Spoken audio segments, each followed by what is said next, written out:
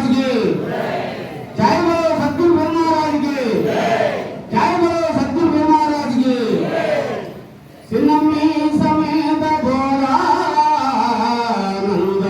सनपद गणपति स्वामी गुरु चरणं भजे अस्मद्गुरु समारंभं कृष्ण साधि परमज्ञमं श्री महाविष्णु पर्यन्तं वंदे गुरु परंपरं वंदे गुरु परंपरं। ఈ ఒడిశా రాష్ట్రం సున్నాపురం గ్రామంలో నిన్నటి నుండి కూడా ఈ వాటి వరకు కూడా శ్రీ పరమానంద పైడిపల్లి జంగాల నాయన సర్వాధ్యక్షతలో కార్యక్రమాలన్నీ ఇప్పుడు జరుపుకున్నాము. ఇప్పుడు వేదాంత అద్వైత వైజ్ఞానిక మహాసభ ఇప్పుడు జరుపుకుంటున్నాము. ఈ సభకు అధ్యక్షులైనటువంటి అఖిల తత్వ గాన గాంధర్వ శ్రీ దయానంద నాగులు వెంకటేశ్వర స్వామి వారికి వారి పాదపద్మములకు హృదయపూర్వక నమస్సుమాంజలి తెలుపుకుంటూ, అలాగే సభా వేదికను అలంకరించినటువంటి పెద్దలకి, సభను అలంకరించినటువంటి మదాత్మ ప్రియ సోదరులందరికీ నా హృదయపూర్వక ద్వాదశి నమస్సుమాంజలి తెలుపుకుంటున్నా. ఇప్పుడు పెద్దలు అనేకమైనటువంటి విషయాలు చెప్పారు. నాయన ఏమన్నారంటే సాధన సంపత్తి గల సాధకుడు అనేటటువంటి విషయాన్ని ఎత్తుకొని దాని గురించి అదే ప్రస్తావనలో బోధ చెప్పాలనేసి ముందు చెప్పడం జరిగింది. ఈ సాధన సంపత్తి అనేటటువంటి విషయాలు కూడా నాయనే చెప్పారు. నిత్య అనిత్య వస్తు వివేకమని, నిహముద్రార్థ ఫలభోగ విరాగమని, శమాధి సత్య సంపత్తి అని, ముముక్షత్వం అని చెప్పారు. ఇవి తెలిసినటువంటి వాడే గురువు దగ్గరికి చేరాడు. అప్పుడు గురువు గారు దగ్గర ఏమన్నాడంటే, శరణాగతుడకు శిష్యుడు కరుణామృత దృష్టి చేత గని మోదము 37 వాక్యములు పరమదయాలుండు భక్తాదులు మను సంశయముగా బాధింపదని పరిపూర్ణం ఒకటి నేనెరుకనేది ఒకటి పరిపూర్ణ మెరుగులను ఎరిగి ఎరుకన మాను భక్త వినుమనం సంశయముగా బాధింపదనని ఆయన వెలుగు మాట్లాడింది. అయితే ఇక్కడ పరిపూర్ణం ఒకటి లేని ఎరుక అనేది ఒకటి. ఎరుకంటే ఏమిటి అంటే ఇందాక నాయన గారు అన్నారు, ఎరుకంటే నేనే అనేటటువంటి వస్తువు. నేను అనేటటువంటి వస్తువు ఎరుక అనేటటువంటి తెలియకపోతే పరిపూర్ణ కూడా మనకు తెలియబడదు. కాబట్టి ఈ నేను అనేటటువంటిది ముందు మనం తెలుసుకోవాలి. ఈ నేను అనేటటువంటిది ఎన్ని విధాలుగా మనలో ఉన్నది అనేటటువంటి అంటే ముందు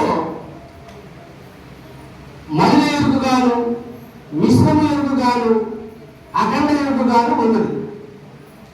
అంటే మళ్ళీ ఎరుకంటే ఏమిటి అంటే తల్లిదండ్రులు, భార్య, తల్లిదండ్రులు, మిత్రులు, ధనము, సహోదరులు, తనువులైన అష్టభాషములచే అమరి బంధములచే తగిలి ఉన్న నరుడు ఈ ధరణియందు అత్త మామల భావలు, అల్లుళ్ళు, కోడళ్ళు, మరదళ్ళు, వదినలు, మరుదులనుచు తాపత్రయములచే మత్తులై తిరుగుదురు మందమతులు. ఇది మైలు. అంటే మైలు అంటే ఏమి చెప్పుకున్నాం ఇప్పుడు? ఈ దేహమే నేనని, ఆ తర్వాత ఈ దేహానికి సంబంధించినటువంటిది తల్లి, తండ్రి, బావ, మనములు, అత్త, మామలు, కోడళ్ళు, ఇవన్నీ సంసారం నా ధనము, నా ఆస్తు, నా పాస్తులు అనేటటువంటి విధానంలో తగులుకునేటటువంటిది. ఇది మైలు ఎరుక. మిశ్రమ ఎరుక అంటే ఏమిటి అనేటటువంటి దాన్ని మనం తెలుసుకుంటే, ఏదైతే ఈ దేహంలో ఉండి నేను ప్రత్యేకాత్మ స్వరూపుడును అని గుర్తెరిగి ఈ సర్వ ప్రపంచాన్ని నా స్వరూపం అనేటటువంటిది తెలుసుకునేటటువంటిది మిశ్రమ ఎరుక. అంటే ఇక్కడ ఏమిటి అర్థం అంటే దేహ సాంఖ్యము, ఇంద్రియ సాంఖ్యము, ఆ తర్వాత జీవుని యొక్క స్థితి, ఆ తర్వాత ప్రాణం యొక్క స్థితి, ఆ తర్వాత ప్రత్యేగాత్మ యొక్క స్థితి. అంటే దేహ సాంఖ్యం అంటే ఏమిటి అంటే ఈ నరములస్తులు, సర్ప, నగరము, మాంసములతో కూడుకునేటటువంటిది. ఇదంతా కూడా ఆకాశ పంచకం అంతరేంద్రియుడు, ప్రాణాలను వాయు పంచకము, జ్ఞానేంద్రులైన వైశ్వానర పంచకం, అప్పు పంచకము, అప్పు పంచకము, శబ్దాదులైదు, కర్మేంద్రియులైన కర్మమ పంచకం, ఇట్లు ఇంద్రియములు, ఇవి ఆత్మ కానిది. ఇన్నింటిని ఎరుగుని ఎరుకే, ఏదైతే ఎరుగుతున్నదో ఇన్నింటిని ఎరుగుని ఎరుకే ఇది మిశ్రమ ఎరుక.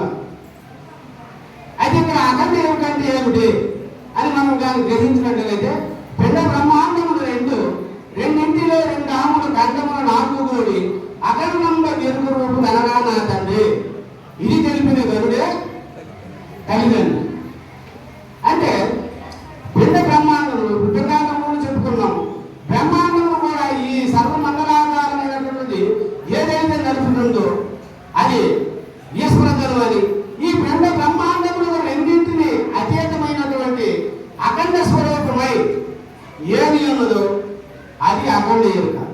దానికే భద్రాద్రామ శతకంలో 6వ పద్యంలో చెప్తాడు, నిత్య నిరాకార నిరుపరవకరణ నిర్మల నిర్గుణ నిష్కలంక నిష్కర్మ నిష్క్రియ నిస్సంగ నిర్ద్వంద నిరుపమ నిరేంద్ర నిర్వికల్ప నిష్ప్రపంచయ నిశ్చల నిశ్శబ్ద నిర్వచనానంద నిర్వికార నిర్విశేషాచించ నిరకషయానంద స్వస్వరూపము నిస్సంశయముగను వారి శాసన కైలాస వాసవాదులకునైన వర్ణింపనలని కాదు రంగ గుణరామ భటాది రామ పరశురామ నరసింహదాస సంరక్షితాయ.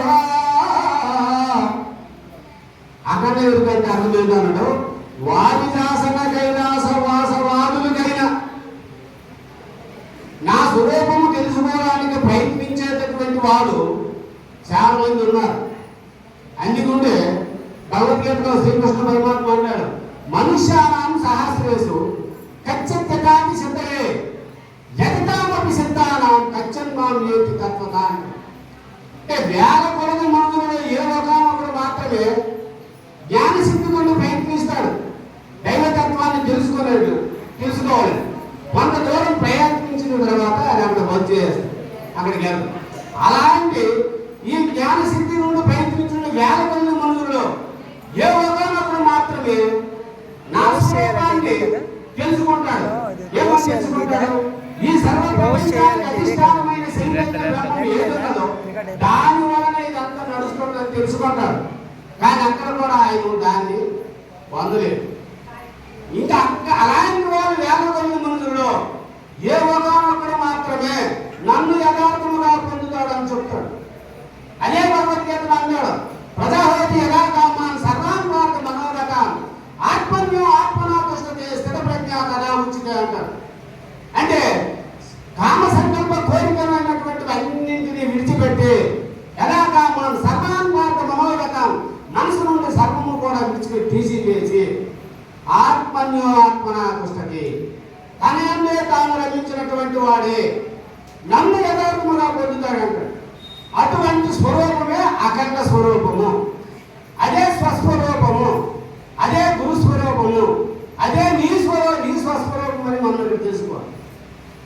కాబట్టి ఎప్పుడైతే నీ స్వస్వరూపాన్ని నీవు చక్కగా తెలుసుకున్నావో, తెలుసుకునేటప్పుడే నీవు అప్పుడు పరిపూర్ణవారికి అరువు.